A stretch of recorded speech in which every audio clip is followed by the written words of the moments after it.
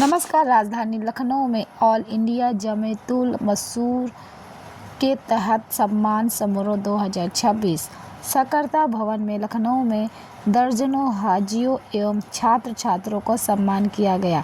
लखनऊ में 19 जुलाई को किया गया। हज इस्लाम का फ़र्ज़ है। जब मोमिनी पर हज हो जाए तो उसे अदा करने के लिए जल्दी करना चाहिए। इस बात को ख्याल रखना चाहिए कि हज को सीख और समझ कर किया जाए। मुबारकबाद के काबिल हैं वो लोग जिन्हें अल्लाह ने अपना मेहमान बनाया है और हज पर बुलाया है। उनका ये बुलावा उनके हज कबूल होने की दलील है। ये विचार इनाम ईदगाह काजी शहीद इस्लामिक सेंटर ऑफ इंडिया के अध्यक्ष मौलाना कबीर रशीद महली ने पेश किया है। आज सकरता भवन में ऑल इंडिया जमीयतुल मसूर समारोह के मुख्य अतिथि के रूप में बोल रहे थे। कार्यकर्ता का आयोजन जमीयतुल मसूर ने प्रदेश अध्यक्ष अब्दुल अजीज मंसूरी ने किया। हमारे बहुत ही अजीज दोस्त हैं, आज मजबूरी थी लेकिन उनका तन और मन हमेशा यहाँ है और उनकी मोहब्बत हमें देखी। और मैं खासकर जो मंच पे बैठे हैं इन लोगों का शुक्रिया अदा करना चाहता हूँ जिन्होंने इतना समय दिया। सरकार की कोई भी योजना हमारे समाज, हमारे बच्चे, हमारे कारोबार जिसे हम भूनकर कहते हैं उसके लिए नहीं है। तो मेरी आज खासकर यही एक संदेश, एक अपील रहेगी कि हमारे उत्तर प्रदेश सरकार और हमारी केंद्र की सरकार डबल इंजन सरकार है, भारतीय जनता पार्टी की सरकार है। हम लगातार प्रयास कर भी रहे हैं और हम किसी हद तक पहुंच भी गए। मुझे उम्मीद है कि अगर हमारे समाज को कुछ मिलेगा तो वो भारतीय जनता पार्टी से मिलेगा, बहुत जल्द मिलेगा। जो बुनकर को बिजली सब्सिडी में ला के एक प्लेटफॉर्म पर खड़े कर देंगे, ये मेरे समाज पे और मेरे संगठन पे बहुत बड़ा एहसान होगा। जो मेरे समाज जो अपने पैरों पर खड़े होने लायक भी नहीं है आज, उसे एक सहारे का काम मुझे उम्मीद है भारतीय जनता पार्टी और योगी सरकार करेगी। हाजियों को अभी जो है यात्रा करने के बाद उनसे एक मांगी जा रही है कि जो आप लोगों के ऊपर बैलेंस हो गई सरकार किस तरह की करेगी, इसको किस तरह।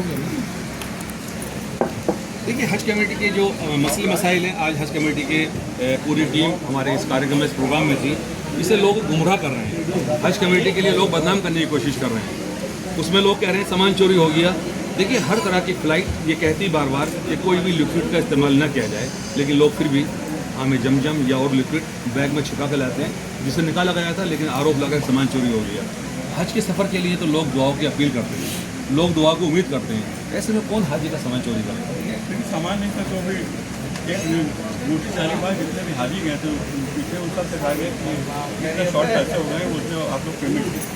देखिए, इस विषय में मुझे जानकारी नहीं है। अगर कोई ऐसा विषय भी है तो हम अपने नेता, हमारे जो हज कमेटी के अध्यक्ष हैं माननीय दानिश आयाद अंसारी साहब के समक्ष रखेंगे। वो हमेशा हर समाज के साथ लेकर चलते हैं और अपनी बात सरकार में कहने के लिए समक्ष भी और उसमें समाधान भी कराते हैं।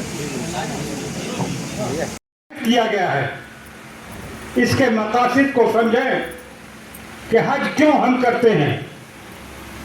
ये महज रस्म नहीं है, एक रस्मी खाना पूरी नहीं है कि हम अपनी समाजी हैसियत का इजहार कर दें। यह उस कुर्बानी की तैयारी का नाम है जो हजरत इब्राहिम अलैहिस्सलाम ने अपने रब के हुजूर पेश किया था। जब उन्होंने 3 दिन तक मुसलसल ख्वाब में देखा कि वो अपनी इकलौती औलाद जो अरब के सहरा और रेगिस्तान में बेआबो गया मैदान में तमाम तकलीफों और मुश्किलों का मुकाबला करके परवरिश पा रहा, उस बच्चे की कुर्बानी का ख्वाब